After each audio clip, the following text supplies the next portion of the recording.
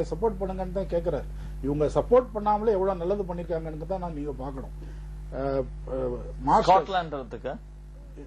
இங்கிலாந்து தரத்துக்கு சொன்னாங்க.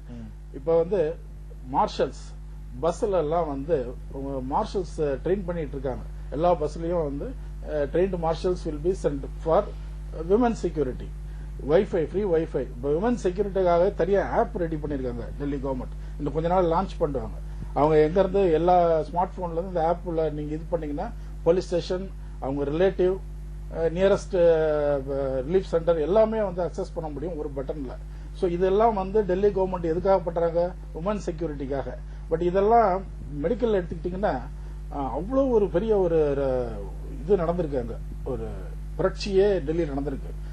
மகிழா கிளினிக்னு சொல்லி ஒரு 1.5 கோடி ரூபாய் செலவுல ஒவ்வொரு கிளினிக்கும் கிட்டத்தட்ட ஒவ்வொரு வார்டுலயும் வச்சிருக்காங்க.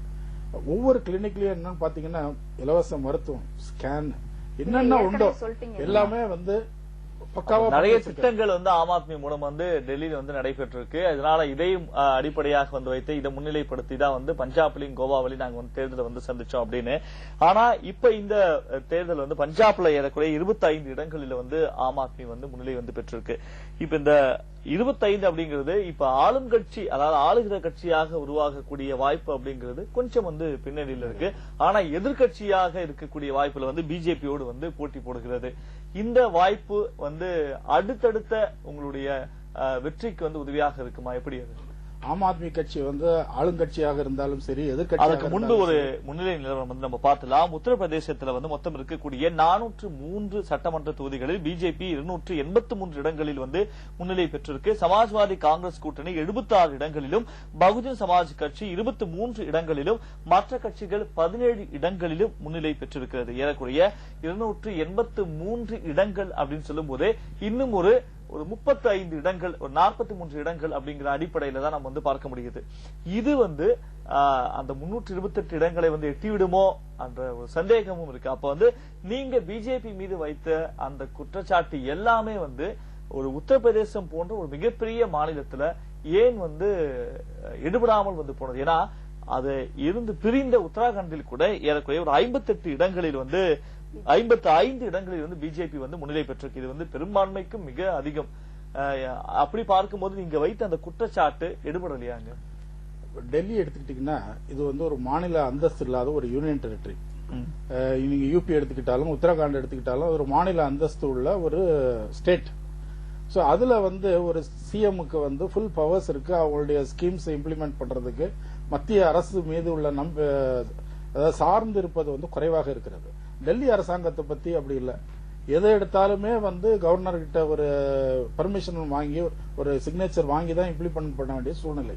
சோ அங்க இந்த கவர்னர் ஒரு பப்பட் கவர்னரா வச்சுக்கிட்டு மோடி அரசாங்கம் இந்த அரசாங்கத்தை செயல்படாம வைக்குதுங்கிறது தான் எங்களுடைய குற்றச்சாட்டு.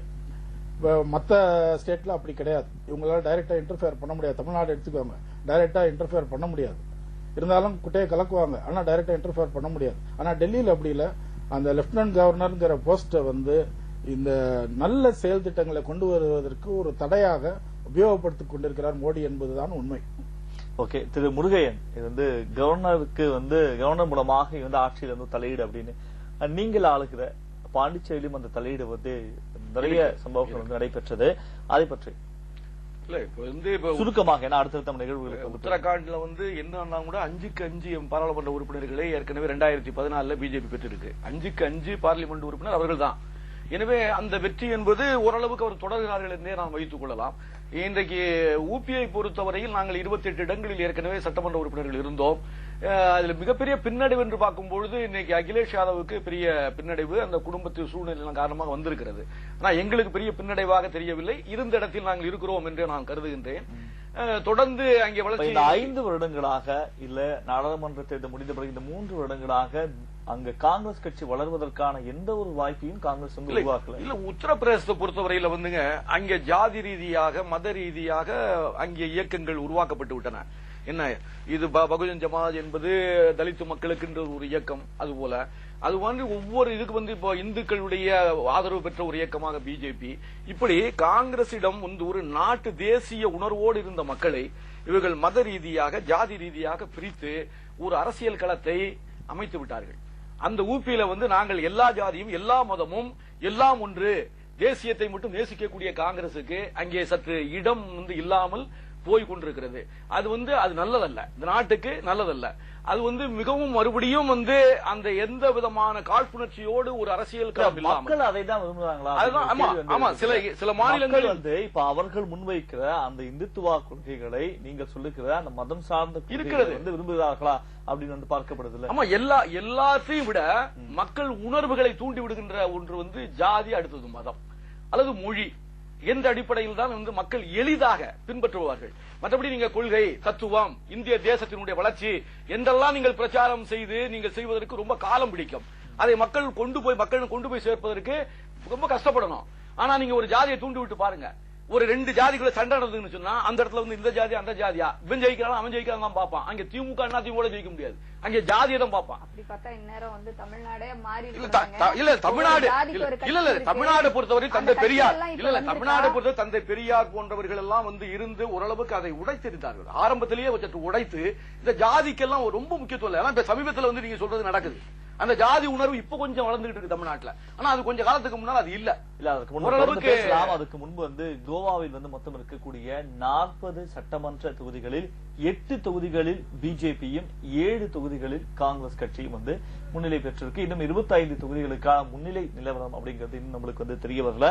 அதே போல தொடர்ச்சியாக பஞ்சாபில் மொத்தம் இருக்கக்கூடிய 117 தொகுதிகளில் காங்கிரஸ் 64 இடங்களிலும், பிஜேபி 26 இடங்களிலும், ஆம் ஆத்மி 25 இடங்களிலும் அங்கு முன்னிலை பெற்றிருக்க எதிர்கட்சி இடத்திற்கான போட்டி அமைவது போல பிஜேபிக்கும் ஆம் ஆத்மிக்கும் அங்கு நிலவக்கூடிய சூழல் நம்மளுக்கு தெரிகிறது.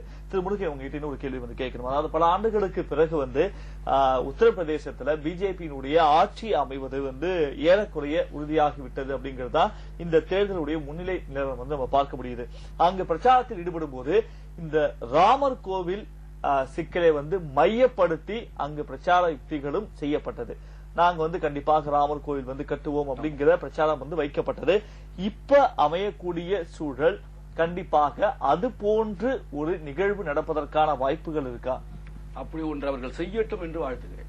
அப்படி ஒன்று செய்யட்டும், அப்பொழுதுதான் இந்த நாடு புரிந்து கொள்ளும்.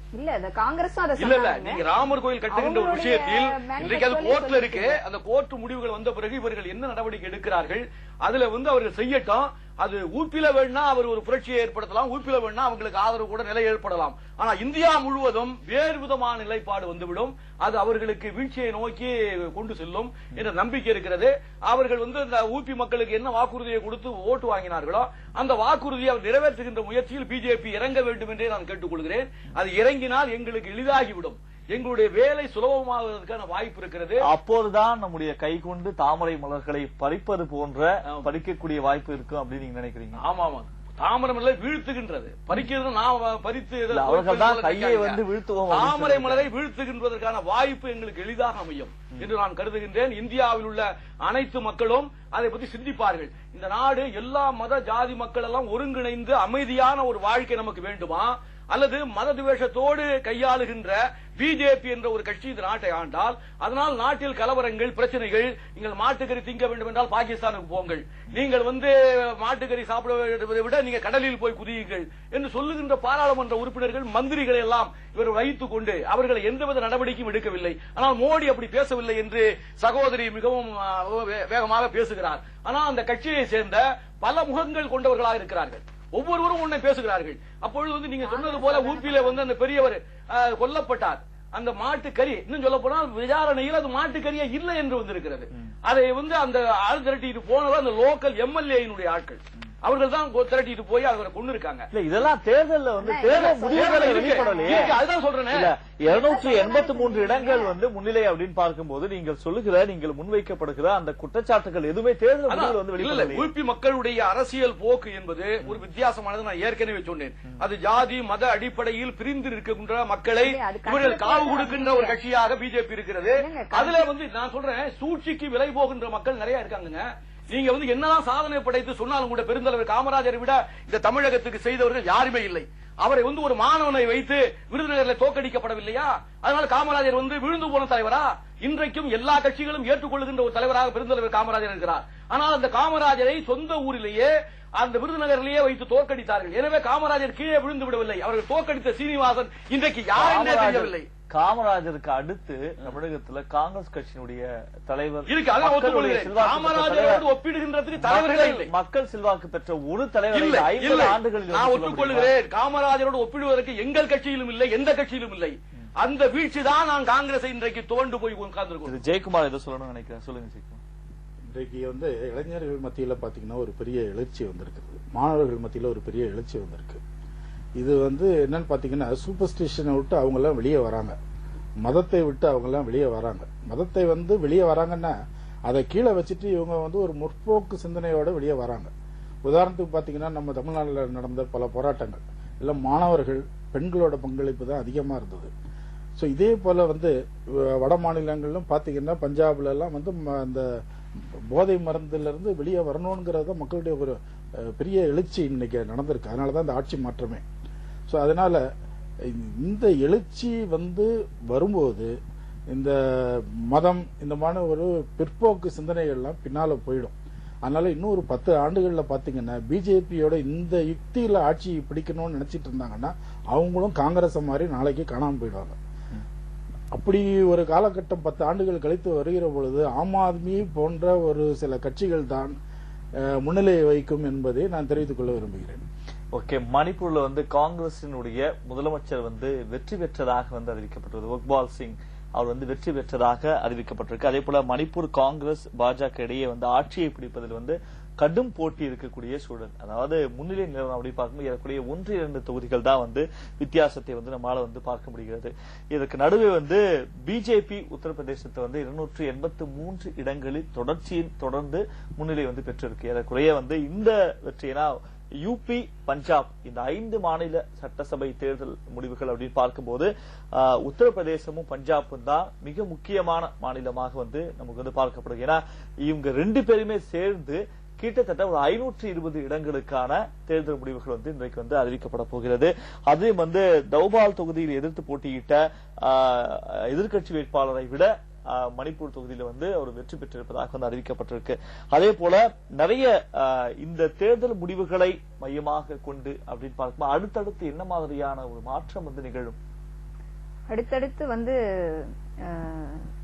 பிஜேபி காலூன்றாத இடங்களாக இருக்கக்கூடிய தமிழகம், குறிப்பா நம்ம தமிழ்நாட்டில் இருக்கிறனால அதை சொல்ல வரேன். அதற்கு இன்னும் சட்டமன்ற தேர்தல் வருவதற்கு இன்னும் 4 இடங்கள் இருக்கு. 19வது தேர்தல் பாராளுமன்ற தேர்தல்ல ஒரு மாற்றத்தை நிச்சயமாக நாம் ஏற்படுத்த முடியும். ஏன்னா மக்கள் அதை ஏற்கனவே நான் சொன்னேன். இந்த ஆர்கே நகர் தொகுதியில அதுக்கு முன்பு ஆர்கே நகர் தொகுதியில் கூட மாற்றம் வரலாம். ஏன்னா உங்களுக்கு ரொம்ப அருகாமை, நீங்கள் போட்டியிட்ட தொகுதிகளும் மிக அருகாமையில் இருக்கக்கூடிய தொகுதி. இப்போ அவங்க ஆளும் கட்சி நம்ம முன்னாள் சிஎம் ஜெயலலிதா அவர்கள் அமோக வெற்றி பெற்ற ஒரு இடம். ஆனால் இன்றைக்கு அங்கே மும்முனை போட்டி. அதனால அவங்க வாங்கின ஓட்டுல 3 பங்கா இவங்க பிரிச்சிட போறாங்க.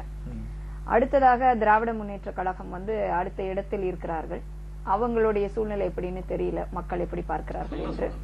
நல்ல சூழல். ஏன்னா நீங்க ஆதரவு கொடுக்கறேன்னு சொல்லிட்டாங்க, வழக்கம் போல நாங்க காங்கிரஸ் ஆதரவு கொடுக்கறேன்னு சொல்றாங்க. சோ நாங்களும் எங்களுக்கான பங்கை இல்ல அந்த 2.5% ஓட்டுல இருந்து பிஜேபிக்கு இந்த ஆர்கே நகர் தொகுதியில ஒரு முன்னேற்றம் இருக்குமா? அதாவது படிப்படியான ஒரு வளர்ச்சி பிஜேபிக்கு இருக்கு தமிழகத்துல. அது நம்ம எல்லாருக்கும் தெரியும். அதாவது 1% இருந்தாங்க, 2% இருந்தாங்க. அந்த மாதிரி ஒவ்வொரு தேர்தலையும் ஒவ்வொரு கொஞ்சம் கொஞ்சம் வளர்ச்சி தான் இருக்கே தவிர பின்னடைவு இல்ல. அதனால நிச்சயமாக அடுத்த தேர்தலில் அடுத்த வளர்ச்சி இருக்கலாம். சோ எதிர்காலத்துல 2019-21 தேர்தல் மிகப்பெரிய மாற்றத்தை தமிழகத்தில் கொடுக்கும் பாரதிய ஜனதா. அப்ப இந்த வெற்றி, இந்த 5 மாநில தேர்தல் முடிவுகள் அப்படின்னு பார்க்கும்போது அடுத்தடுத்து நடக்கக்கூடிய தேர்தல்களில் பிஜேபியினுடைய வெற்றி தொடர்ச்சியாக இருக்கும், எதிரொலிக்கும் அப்படின்னு நீங்க சொல்றீங்க. நிச்சயமா வளர்ச்சி தான். இனி அதுக்கு தேய்வு கிடையாது, வளர்ச்சியை நோக்கி தான் போறோம். ஏன்னா எங்க கிட்ட இருக்கக்கூடிய தலைவர்களாக இருக்கட்டும், நிர்வாகிகளாக இருக்கட்டும், எல்லாருமே கடின உழைப்பாளிகளாக இருக்கிறார்கள். சும்மா நாங்க பேருக்கு ஒரு கட்சி வச்சிருக்கோன்ற ஒரு நிலை இல்லாம கடினமாக உழைத்திருக்கிறார்கள். நம்மளுடைய உத்தரப்பிரதேச தேர்தல் கேம்பெயின் எல்லாம் பாருங்க, பிரதமராக இருக்கக்கூடியவர் வந்து ஒரு தெருவுல வந்து இறங்கி வந்து அந்த மாதிரி நம்ம பார்க்கவே முடியாது. அப்படிப்பட்ட ஒரு இது அவர்களுக்கு தேர்தல்ல வந்து அங்க நடைபெற்ற அந்த பிரச்சாரங்களை வந்து பார்க்கும்போது எங்கேயுமே அந்த மாவட்ட அந்த மாநில மக்களுக்கு வந்து இந்த பிரச்சனைகளை நாங்க கையில் எடுத்து இதை வந்து இந்த இஷ்யூ வந்து நாங்க சால்வ் பண்ணுவோம் அப்படின்னு வந்து கூறியதாக இல்ல. பலவிதமான ஒரு தமிழகத்தில் இருக்கின்ற போன்ற வந்து ஒரு கவர்ச்சிகரமான திட்டங்களையோ அறிவிப்புகளையோ அங்க வந்து வெளியிடல. அப்படி இருக்கும்போது அங்கு வந்து மக்களை வந்து ஈர்க்கக்கூடிய சில திரு முருகையன் அவர்கள் வந்து சொன்னார்கள், அந்த மத ரீதியான பிரச்சாரங்களை வந்து முன்வைத்து நடத்தப்பட்ட இல்ல அப்படி நீங்க அப்படி சொன்னீங்கன்னா 2012 இதே பிரச்சாரம் தான் நடந்துச்சு.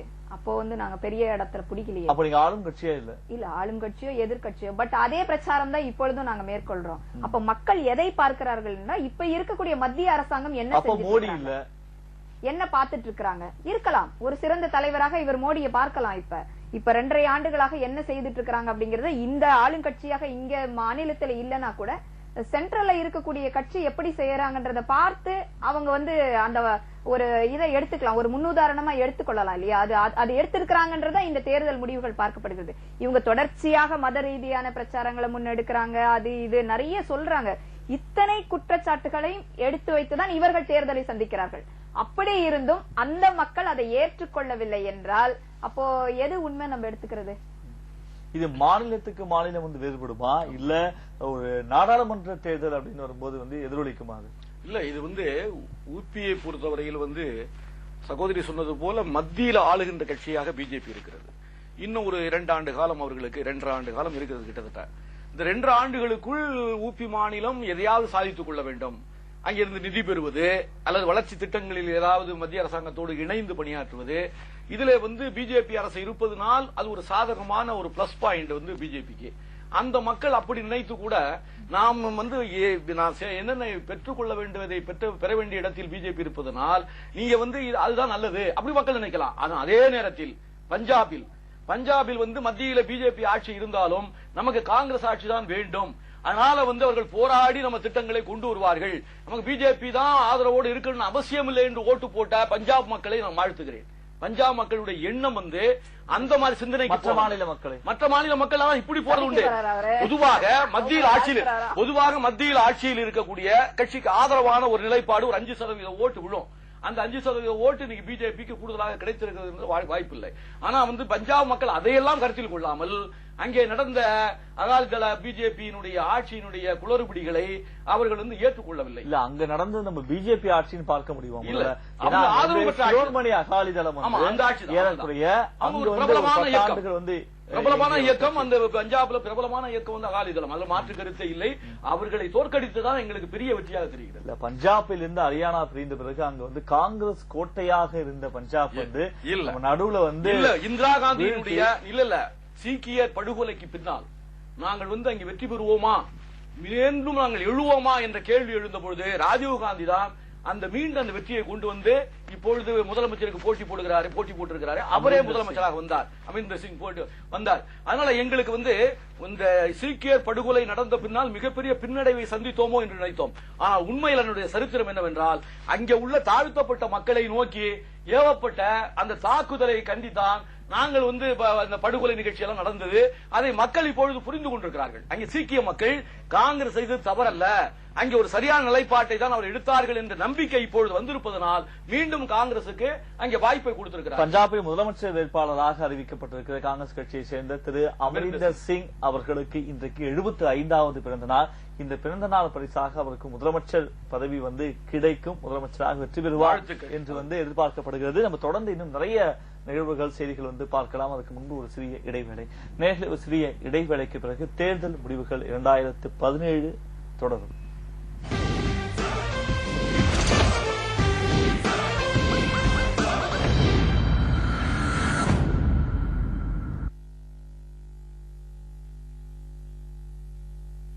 நேரத்தில் இந்த வாரம் முழுக்க Chinese food festival. Chicken schezwan noodles, Yang Chow fried rice, ஜியான் சில்லி மஷ்ரூம், டைச்சன் சிக்கன், இதெல்லாம் மிஸ் பண்ணாம பாருங்க நம்மளோட பெண்கள் நேரம் நிகழ்ச்சியில Monday to Friday 12 PM. யாருக்கு தெரியும் புக்ஸ் தான் ரியாவுக்கு பெஸ்ட் ஃப்ரெண்டா இருக்கும்னு. ஒரு சிறப்பான நாளைக்கு புதியதோர் துவக்கம் இன்று முதல். புரோட்டீன், ஃபைபர் மற்றும் எனர்ஜி நிறைந்த பாதாமுடன். மனக்கோலம் கண்டோம், மகிழ்வோடு வாழ்ந்தோம், ஒரு குழந்தைக்கான ஏக்கம் வந்தது.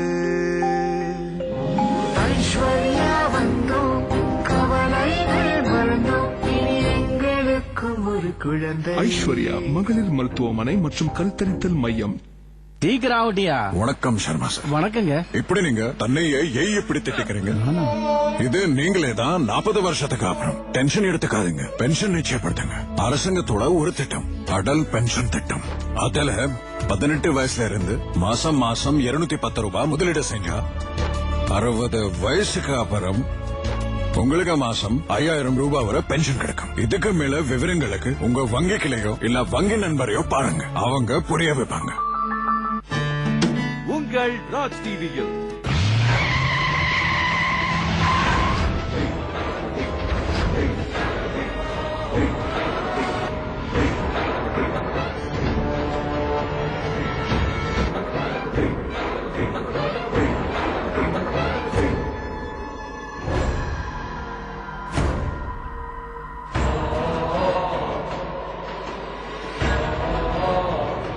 திங்கள் முதல் வெள்ளி வரை இரவு 8:30 மணிக்கு பூவிழி வாசலிலே உங்கள் ராஜ் டிவியில். வாய் கொஞ்சம் ஜாஸ்தியா தான் இருக்கு, கடிக்கிற மாதிரி. என்ன பேசுற நீ? இப்ப நீ ஒத்துக்கல, இதே இடத்துல பிராத்தல்ல உன்னை அரெஸ்ட் பண்ணி உன்னை கோர்ட்ல நிக்க வைப்பேன். ராஜாவுக்கு தெரிஞ்சாதானே என் மேல ஒரு இது வரும். எது? அதான் இந்த காலத்துல உண்மையை சொன்னா யாருக்கும் பிடிக்க மாட்டேங்குது. Oh my God. இன்று பிற்பகல் 1:30 மணிக்கு அர்ஜுன் யோத்திகா நடித்த மணிகண்டா உங்கள் ராஜ் டிவியில்.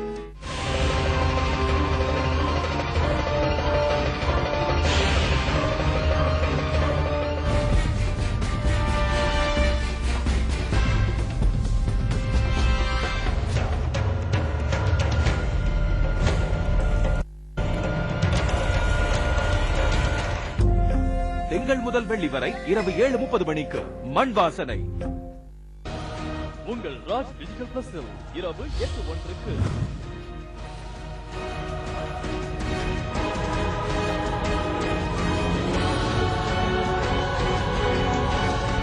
இன்னைக்கு நான் என்ன வேலை செய்யணும்னு கேட்டேன். நான் ஒரு மகா பாவி. பக்கத்துல ஊட்டிய வச்சுக்கிட்டு கார்ல பவனி வரான். யார் அது அனாவசியமா பேசுறது? சிஎம் அலையன்ஸ் பெட்டிஷன் மாமா. பகவானே, இவன் பண்ற பாவத்துக்கெல்லாம் நான் ஸ்நானம் பண்ணி வாழாதுராப்பா.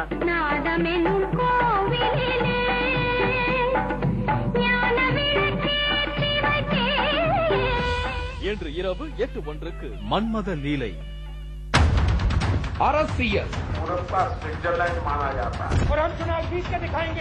பணிகள் முடியும் தருவாய் இருக்கின்றன. என்ன கேட்க போறீங்க? 230 கிலோமீட்டருக்குள்ளதான் இருக்கு. வசனங்களை எடுத்துக்கொள்ள முடியாது. உணர்வுபூர்வமாக பிரச்சனையாக கருதவில்லை. கூட்டாக இருக்கும் பொழுதுதான் ஆரம்பிக்கப்பட்டது. ஒன்று திரண்டு போராடல். உலக பார்வை.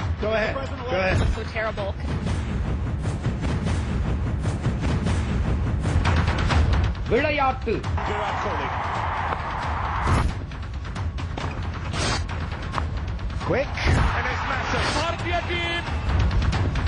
சினிமா.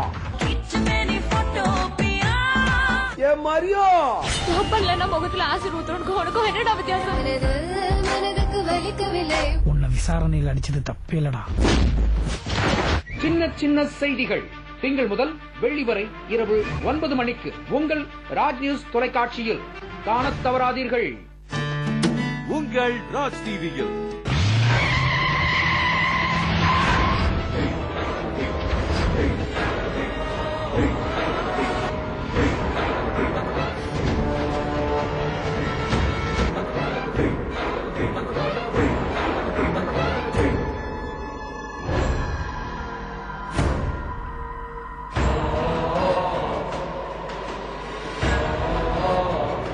திங்கள் முதல் வெள்ளி வரை இரவு 8:30 மணிக்கு பூவிழி வாசலிலே உங்கள் ராஜ் டிவியில்.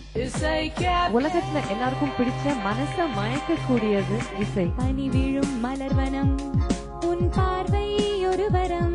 பாரம்பரியம் மிக்க ஒரு விஷயம் தான் நம்ம ராகங்கள். முல்லை மலர் மேலே மொய்க்கும் வண்டு போலே. இன்டாக்சிகேஷன், ஒரு போதை தரக்கூடிய ஒரு ராகம்.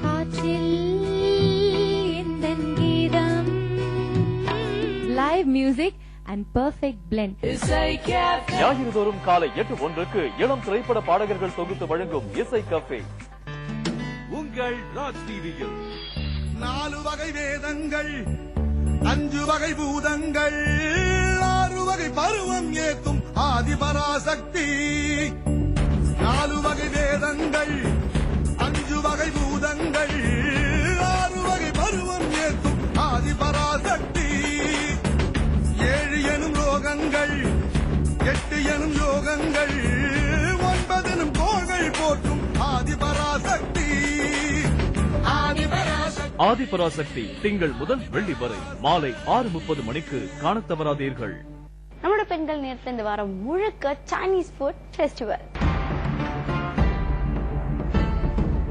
Chicken schezwan noodles, Yang Chow fried rice, ஜியான் சில்லி மஷ்ரூம், டைச்சன் சிக்கன். இதெல்லாம் மிஸ் பண்ணாம பாருங்க நம்மளோட பெண்கள் நேரம் நிகழ்ச்சியில Monday to Friday 12 PM. உங்கள் ராஜ் டிவியில்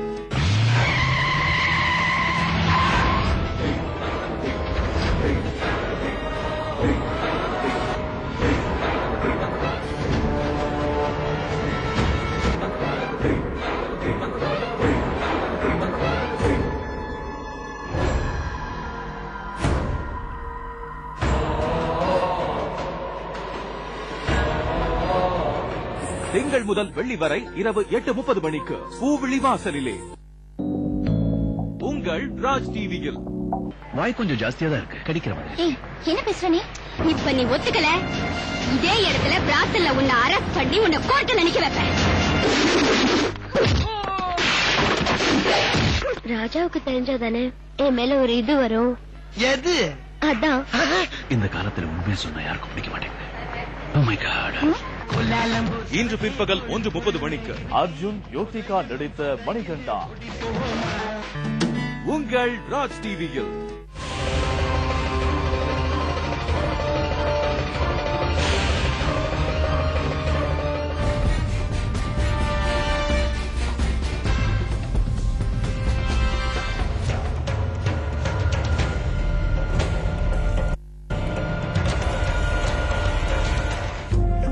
திங்கள் முதல் வெள்ளி வரை இரவு 7:30 மணிக்கு மண் வாசனை. உங்கள் ராஜ் டிஜிட்டல் பிளஸில் இரவு 8:01.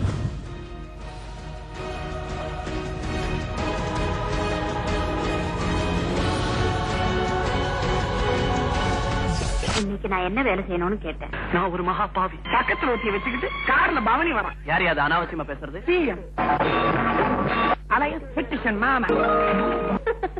பகவானே, இவன் பண்ற பாவத்துக்கெல்லாம் நான் ஸ்நானம் பண்ணி வாழாதுராப்பா.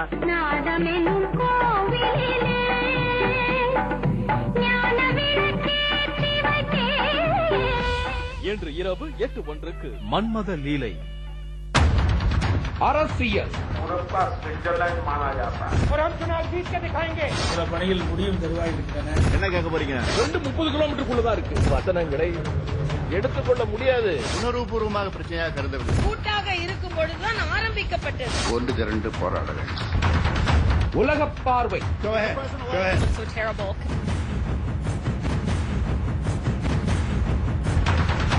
விளையாட்டு.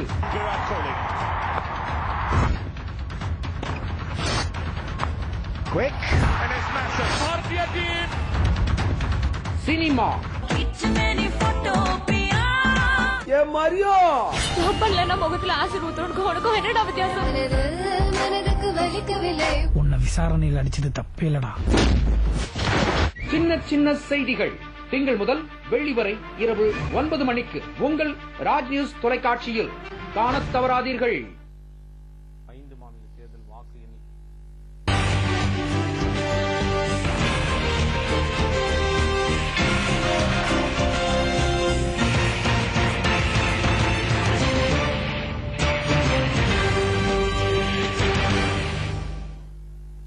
வணக்கம். தலைப்புச் செய்திகள்.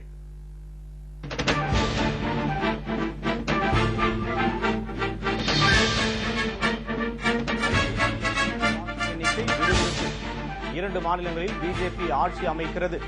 பஞ்சாபில் காங்கிரஸ் ஆட்சி. 2 மாநிலங்களில் இழுபறி.